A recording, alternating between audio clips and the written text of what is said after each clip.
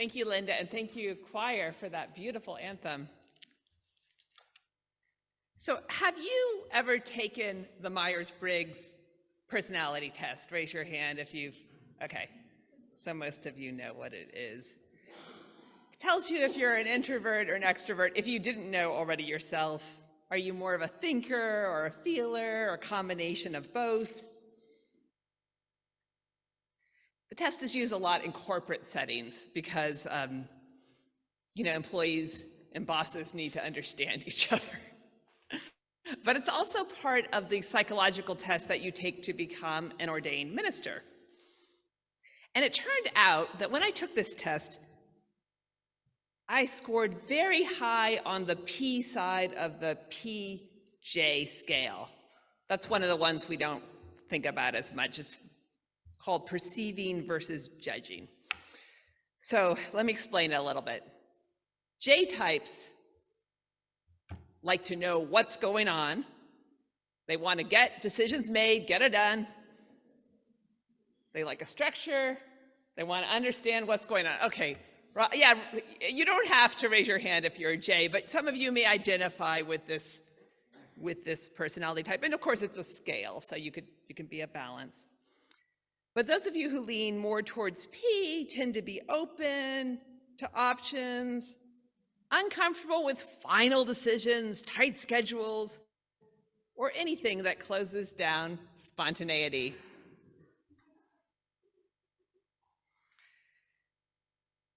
So when I took the test, I scored pretty high on the P. I'm not going to say how high, but you can ask my daughters. When they were little, they would ask, "What are we having for dinner tonight?" And I'd say, "I don't know. It's going to be whatever I feel like cooking when dinner time comes around."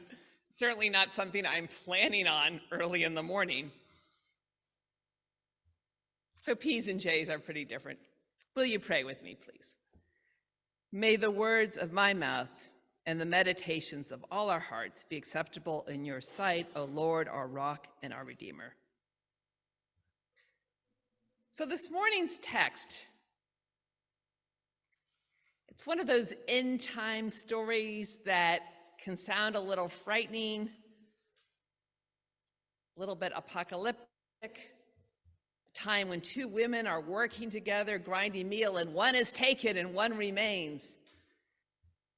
And we sort of wonder, what is the story doing on the first Sunday of Advent?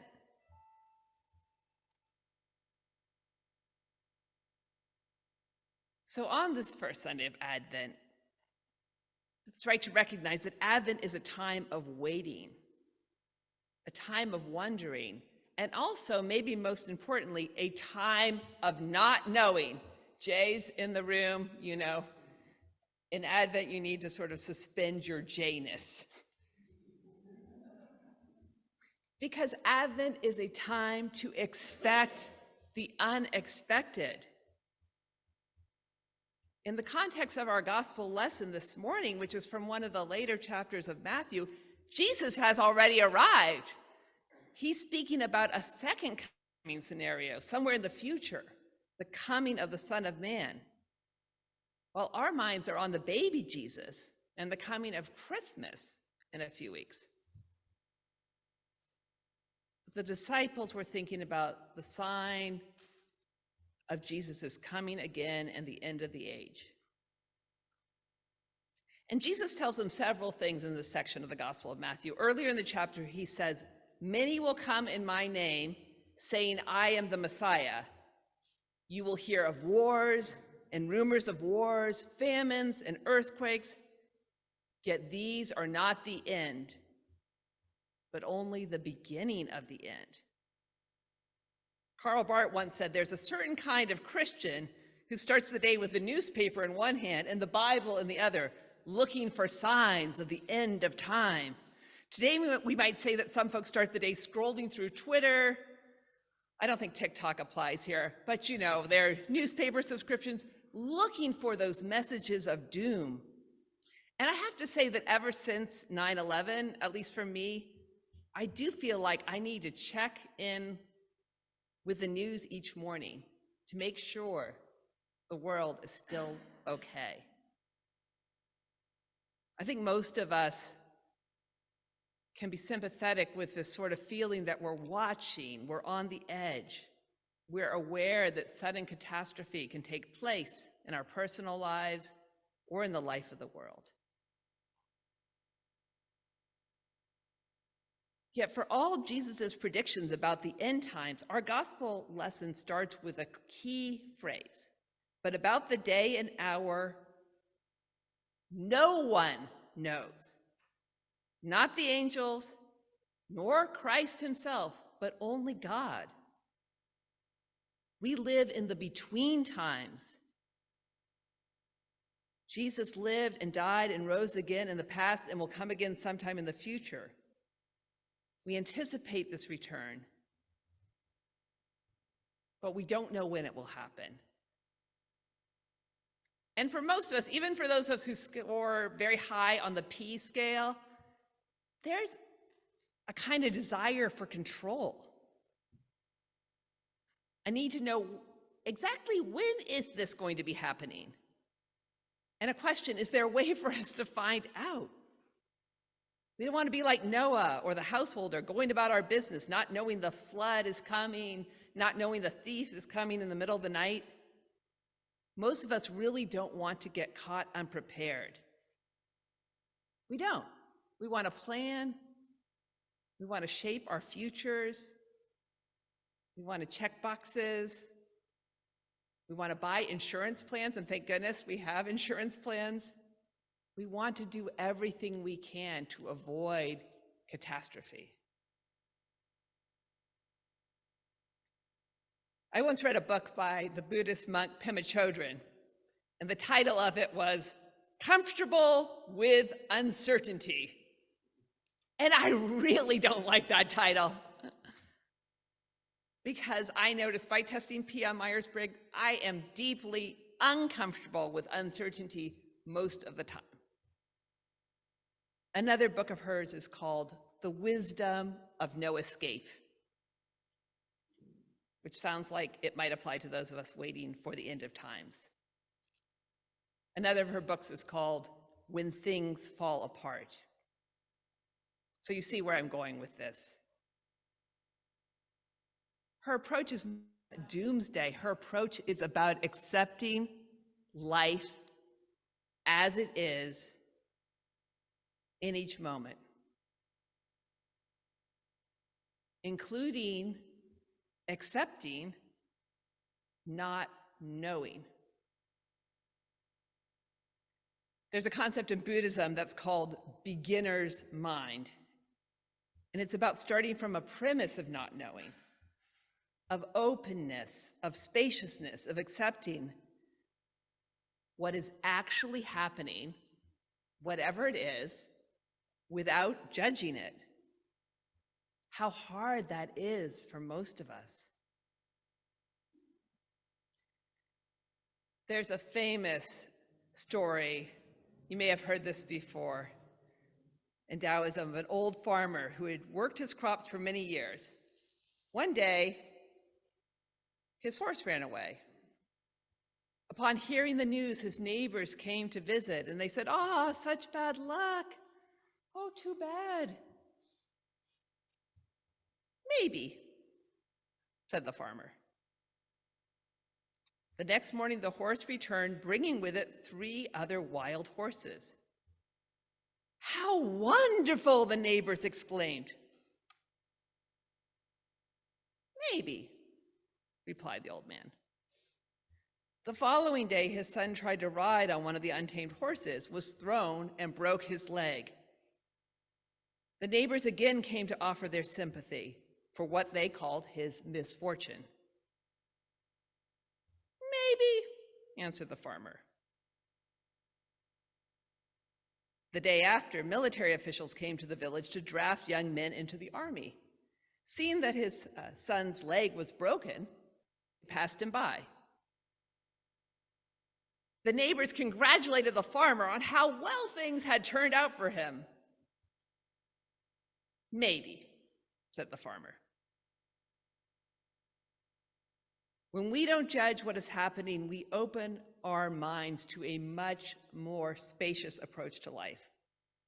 one where we don't always know and we don't always have to know. Our gospel lesson reiterates this concept at least 5 times. You don't know what happens will be unexpected. And if that's the case, then maybe there's an entirely different approach to this text as well as to the way we live our lives.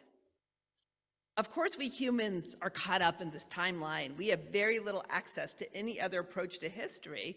This is how we're taught history. It's a straight line from past to future, full of our own judgments and projections about what is happening. So in this linear sense, the way most of us learned history in school, Jesus is coming again, and that's our faith. But in another sense, Jesus never left, and Christ is always with us. If we let go of this idea of controlling so tightly the timeline of events, what are we left with? Richard Rohr writes in his book, The Universal Christ, "I have never been separate from God, nor can I be, except in my own mind." Spiritually, the Advent season is an invitation to let go of planning, controlling, and settle into awe and ease. I mean, how many of us are thinking about awe and ease right now as we enter the Christmas season?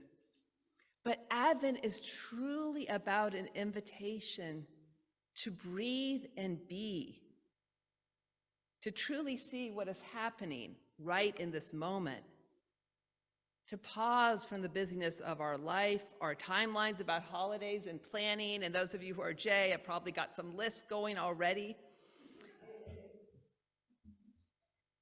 But we're invited in Advent to wonder at the Christ reflected in our lives, in our neighbors, in our communities, and in our church.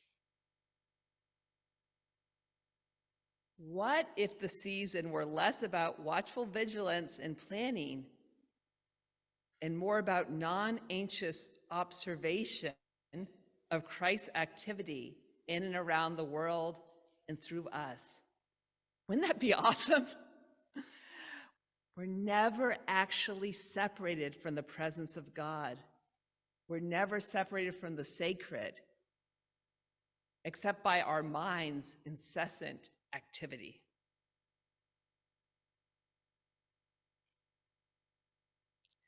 So I believe uncertainty has its perks. It can be a relief to know Jesus does not expect us to know everything, that we are invited into a mystery that is not of our control. And yet we are invited on this first Sunday in Advent to meet life with a quality called hope, an expectation of good that does not put conditions on how God's world unfolds. We are invited to let go of the harried thoughts that often occupy our minds and engage in contemplative practices, to observe and be with what's happening around us. Patrick Boland writes, "We can practice moving beyond our ego's drive for certainty and control when we choose to enter a prayerful time of silence that quiets our minds and helps us open ourselves to what we do not already know." Isn't that amazing? What we do not already know. That's the mystery. That's the invitation of Advent.